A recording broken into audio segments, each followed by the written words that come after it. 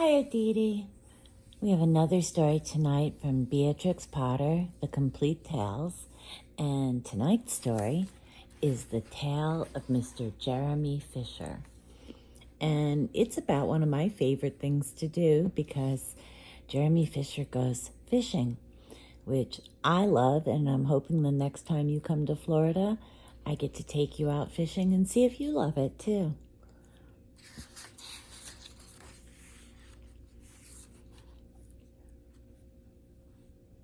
Once upon a time, there was a frog called Mr. Jeremy Fisher. He lived in a little damp house amongst the buttercups at the edge of a pond. The water was all slippy-sloppy in the larder and in the back passage. But Mr. Jeremy liked getting his feet wet. Nobody ever scolded him, and he never caught a cold. He was quite pleased when he looked out and saw large drops of rain splashing in the pond.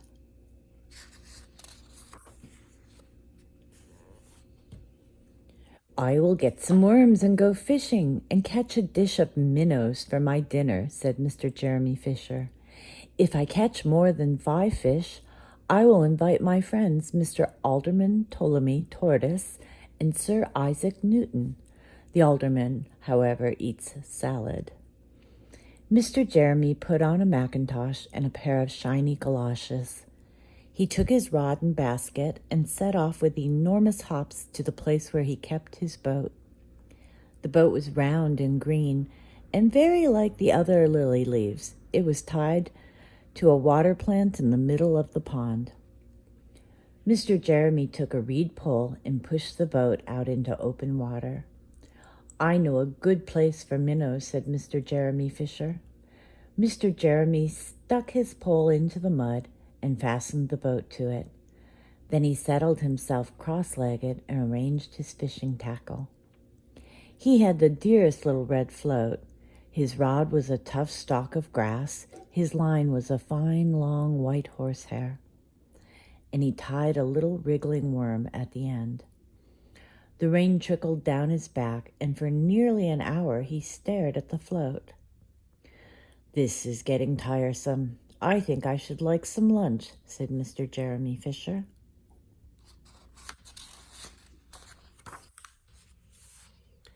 He punted back again amongst the water plants and took some lunch out of his basket.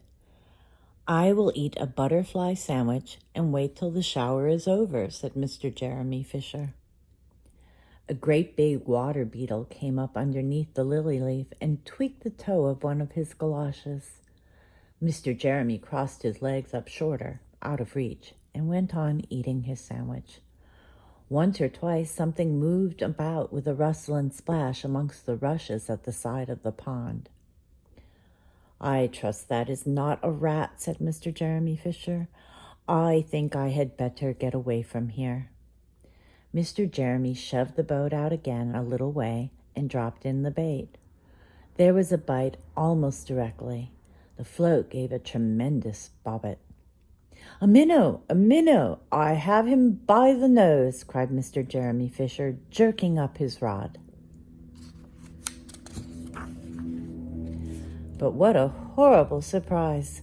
Instead of a smooth, fat minnow, Mr. Jeremy landed little Jack Sharp, the stickleback covered with spines. The stickleback floundered about the boat, pricking and snapping until he was quite out of breath. Then he jumped back in the water. And a shoal of other little fishes put their heads out and laughed at Mr. Jeremy Fisher. And while Mr. Jeremy sat disconsolately on the edge of his boat, sucking his sore fingers and peering down into the water, a much worse thing happened. A really frightful thing it would have been if Mr. Jeremy had not been wearing a mackintosh. A great big enormous trout came up, with a splash, and it seized Mr. Jeremy with a snap. "Ow, ow, ow!" And then it turned and dived down to the bottom of the pond. But the trout was so displeased with the taste of the mackintosh that in less than a half a minute it spat him out again, and the only thing it swallowed was Mr. Jeremy's galoshes. Mr. Jeremy bounced up to the surface of the water like a cork in the bubbles out of a soda water bottle, and he swam with all his might to the edge of the pond. He scrambled out on the first bank he came to, and he hopped home across the meadow with his mackintosh all in tatters. "What a mercy that was not a pike," said Mr. Jeremy Fisher. "I have lost my rod and basket, but it does not much matter, for I am sure I should never have dared to go fishing again." He put some sticking plaster on his fingers, and his friends both came to dinner. He could not offer them fish, but he had something else in his larder. Sir Isaac Newton wore his black and gold waistcoat, and Mr. Alderman Ptolemy Tortoise brought a salad with him in a string bag.